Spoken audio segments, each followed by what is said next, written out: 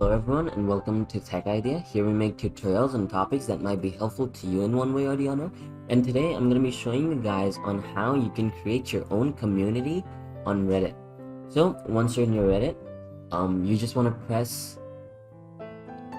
you don't want to really press on anything. You're on your Reddit, this is the homepage on your PC. You just want to press on your name on the top right side. Once you press over there, you can see this thing right below dark mode called create a community.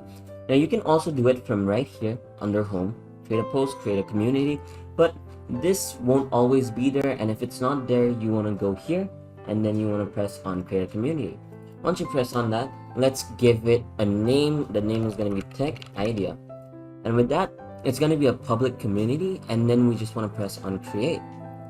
So now that I've created the community, I can create a post, or if I want to, I don't have to create a post, but that's it. Now anyone is more than welcome to join this, and if they want to leave, all they have to do is press on the same button that they press to join and they can leave easily. So I hope you found this tutorial helpful. If you did, please drop a like, and if you want to see more videos like this in the future, don't forget to hit that subscribe button as well as that notification bell. Thank you so much for watching. Bye bye.